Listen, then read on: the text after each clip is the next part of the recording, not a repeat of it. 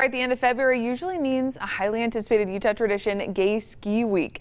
This year, though, it had to be canceled. And while the economic impacts are unclear, ABC4's Jared Jatine looks back at how things have changed since the first Gay Ski Week. Aloha! A documentary from the Network Q project shows the inaugural Gay Ski Week in Park City 27 years ago. Welcome to Queer Valley. Winterfest 1994. Being that it brought everybody together to work together in the end, I think it turned out to be very successful. Yeah, that was the first time I had ever been involved in something of that nature. Chris Condit says unity was just as important then as it is now. There was a lot of stigma, there was a lot of uncertainty, there was a lot of fears for other reasons.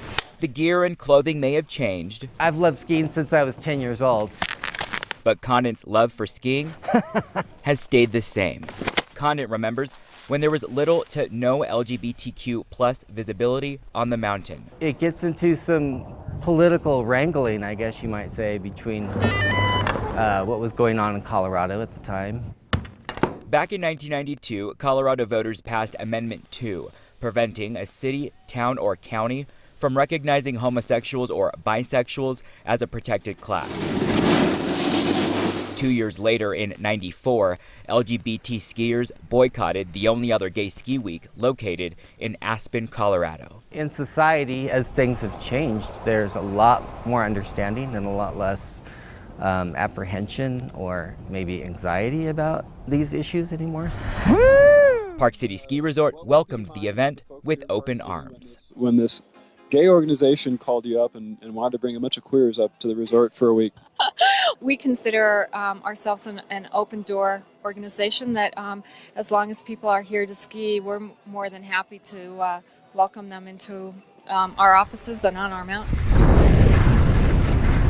I think it was a lot more progressive than people probably viewed it to be. Winterfest '94 drew nearly 2,500 people to Park City. The event has transformed into what is now called Elevation. This year, due to the pandemic, Elevation 2021 has been postponed. Park City losing out on about 1,500 tourists. It's definitely down compared to a normal season. Inclusivity and bolstering the local economy are not the only priorities for the Park City Chamber. We're hoping to finish the ski season strong.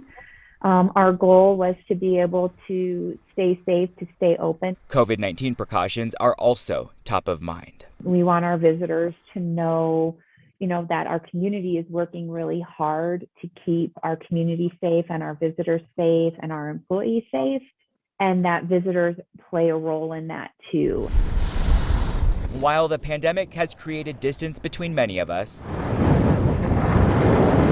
Helping people in general has just been my style. Condit hopes next year to be back on the slopes for Elevation 2022. It's a beautiful day. Jared Jatine, This is a perfect day for skiing. ABC4 News.